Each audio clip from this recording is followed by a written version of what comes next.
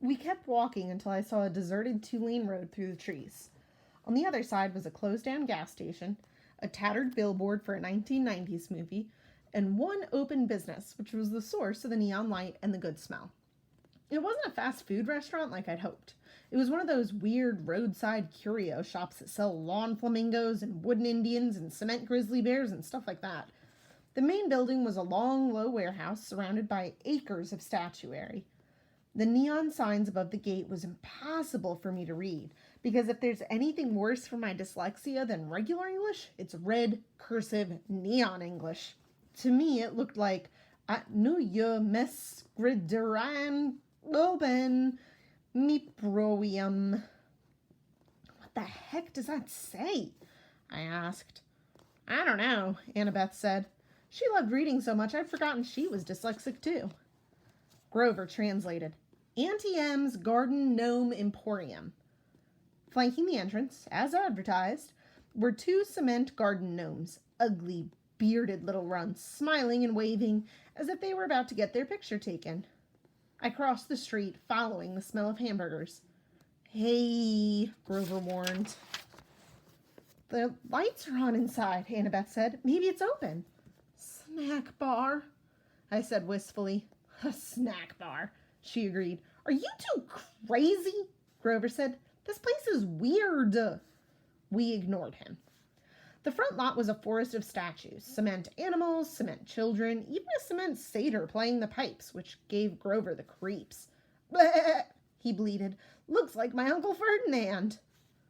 We stopped at the warehouse door.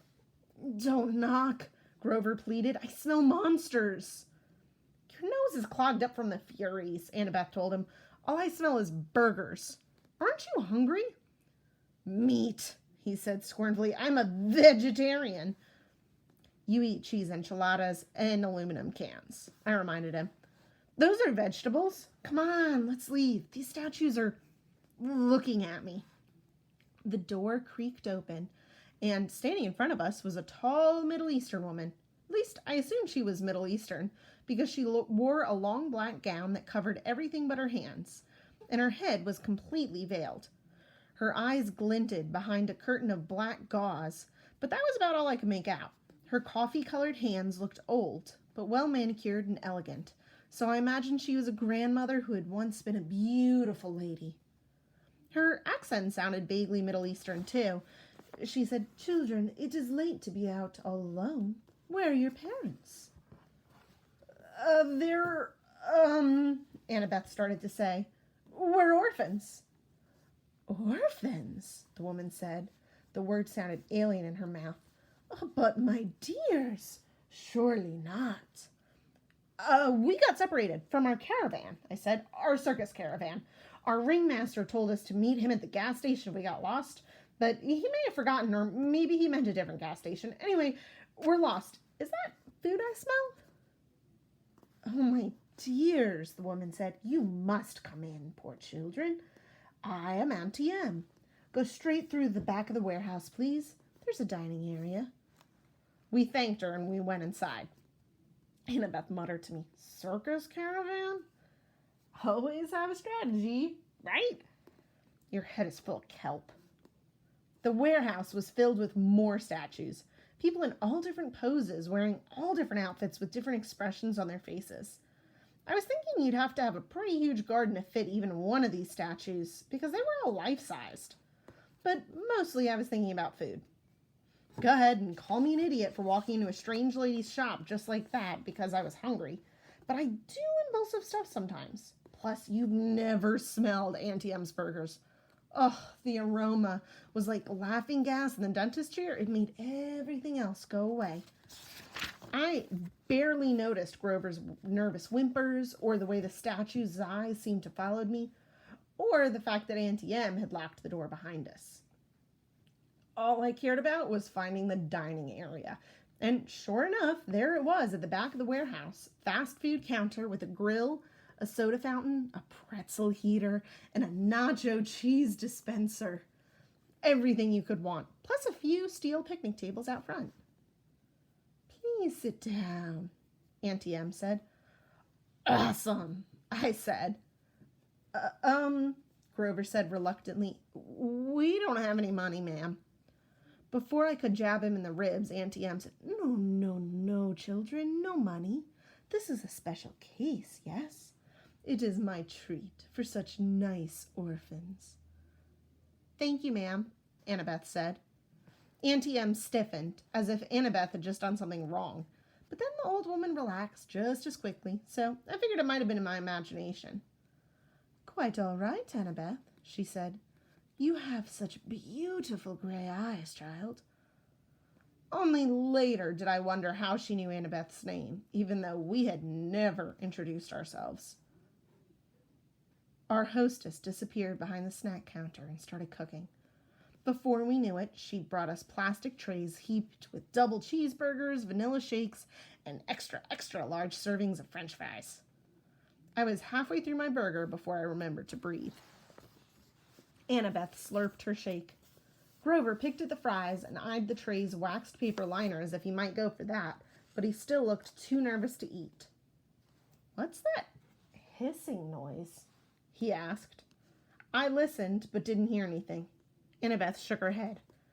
Hissing? Auntie Em said.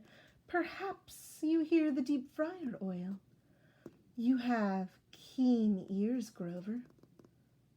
I take vitamin. For my ears. That's admirable, she said, but please relax. Auntie Em ate nothing.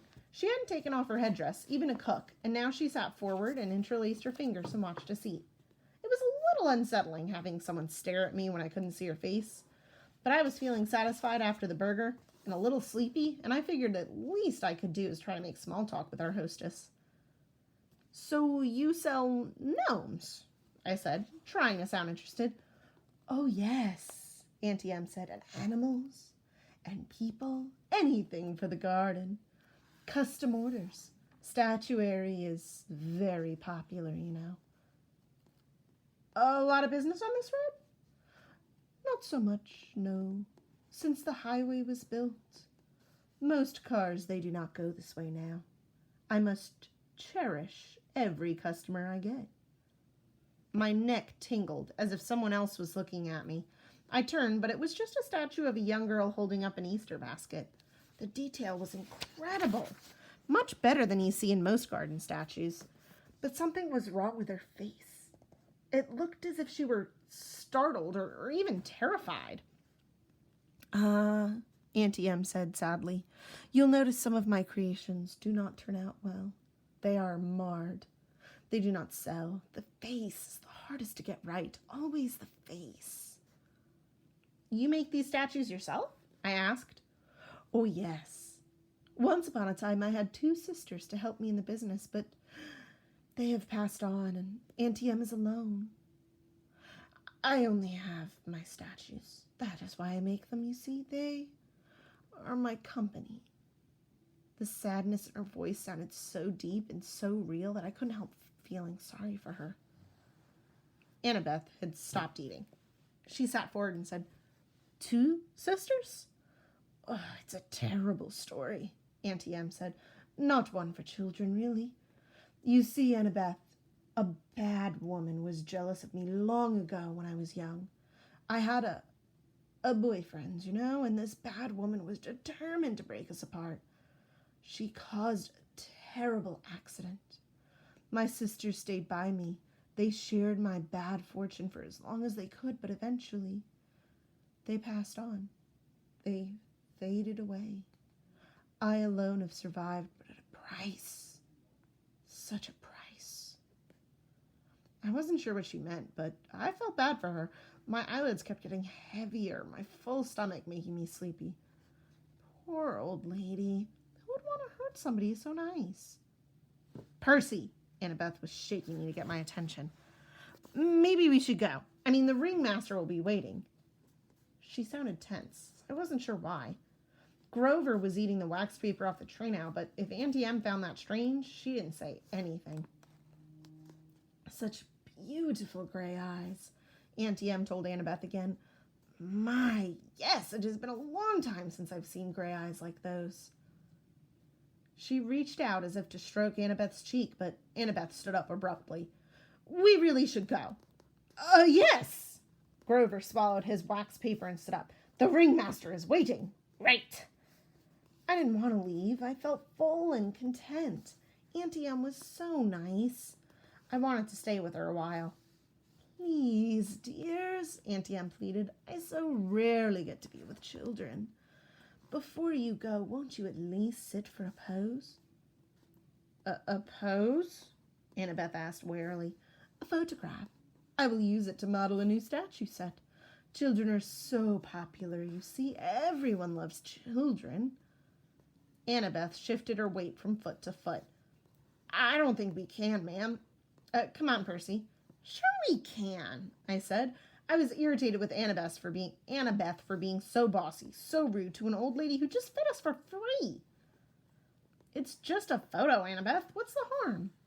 Yes, Annabeth, the woman purred. No harm. I could tell Annabeth didn't like it, but she allowed Auntie Em to lead us back out the front door into the garden of statues. Auntie Em directed us to a park bench next to the stone satyr. Now, she said, I'll just position you correctly. The young girl in the middle, I think, and the two young gentlemen on either side. Not much light for a photo, I remarked. Oh, enough, Auntie Em said. Enough for us to see each other, yes. Where's your camera? Grover asked. Auntie Em stepped back as if to admire the shot. Now the face is the most difficult. Could you smile for me, please, everyone? A large smile. Grover glanced over at the cement satyr next to him and mumbled, That sure does look like Uncle Ferdinand. Grover, Auntie Em chastised. Look this way, dear. She still had no camera in her hands. Percy, Annabeth said. Some instinct warned me to listen to Annabeth, but I was fighting the sleepy feeling, the comfortable lull that came from the food and the old lady's voice. I will be just a moment, Auntie Em said. You know, I can't see you very well in this cursed veil. Percy, something's wrong, Annabeth insisted. Wrong, Auntie Em said, reaching up to undo the wrap around her head. Not at all, dear. I have such noble company tonight. What could be wrong?